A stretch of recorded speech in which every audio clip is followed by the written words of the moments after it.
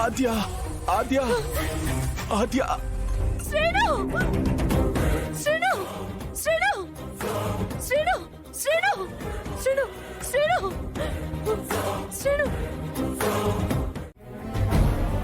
ఆకాశరామన్న అంటేనే అర్థమవుతుంది అది గాలి వార్త అని. అవన్నీ నువ్వు నమ్ముతున్నావా? లేదన్నయ్య, నా కొడుకు గుండె ఇంట్లోనే పగిలిపోయింది.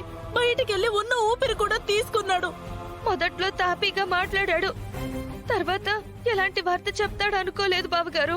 పద్మ, అలాంటిది ఏమి అవదు. అక్కడేం జరగదులే పద్మ. నిజం చెప్పేవాళ్ళు నిజాయితీగా పేరు చెప్తారు. భయపెట్టాలి అనుకున్న వాళ్లే ఇలా ఆకాశరామన్న అది ఇది అంటారు. సెల్ ఫోన్ లో అయితే నెంబర్ కనిపించేది, ఈ ల్యాండ్ ఫోన్ లో ఎలా కనిపిస్తుంది? జరగరాంది జరిగుంటే ఈ పాటికి విషయం మనదాకా వచ్చేది కదా. నువ్వు ధైర్యంగా ఉండు పద్మ. మన వాళ్ళు వెళ్ళారుగా, సీనుని క్షేమంగా తీసుకొస్తారు. సీనుకి ఏం అవ్వదులే, సీనుకి ఏం అవ్వదు. సీను ఏం కాదు పద్మ, సీనుని క్షేమంగా తీసుకొస్తారు. సీను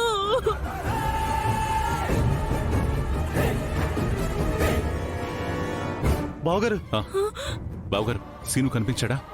లేదు బావగారు, ఊరంతా వెతికాం, ఎక్కడా కనిపించలేదు.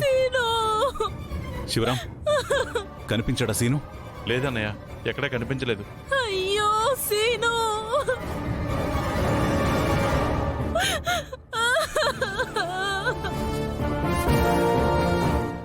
తను హ్యాపీగా గేమ్ ఆడుకుంటూ పెద్ద ప్లేయర్ అయిపోతుందా?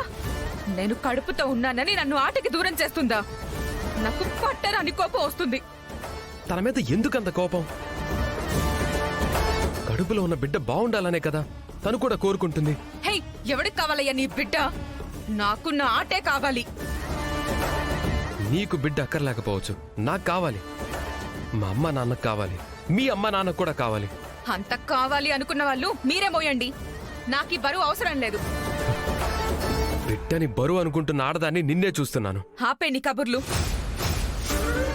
నువ్వు ఈ బిడ్డని ఎందుకు కావాలనుకుంటున్నావో తెలుసుకోలేనంత పిచ్చిదాన్ని అనుకోకు. నీ ప్రేమంతా బిడ్డ మీద కాదు, నా ఆస్తి మీద.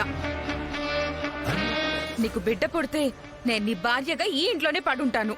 హ, అప్పుడు నా ఆస్తి కొట్టేయచ్చనే కదా నీ ప్లాన్ అంతా. అదంతా అప్పుడు అస్మిత, ఇప్పుడు నేను మారిపోయాను అస్మిత. మనిద్దరి బ్లడ్డే కాదు, మైండ్ కూడా ఒకటే. నీ ఆటలు నా దగ్గర సాగవు. నోరు మూసుకుని కూర్చో. నన్ను ఆటకి దూరం చేసిన దాన్ని నేను ఊరికే వదిలిపెట్టను. ఒక్క రోజులో అంత డబ్బు రావాలంటే కామన్ మ్యాన్ కి కష్టం కదా. రామ సెలబ్రిటీ కాబట్టి సంపాదించింది.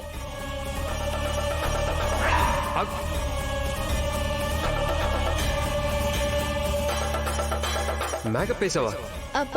పౌడర్ ఎక్కువైనట్టుంది సార్. కంగ్రాట్స్ శౌర్య.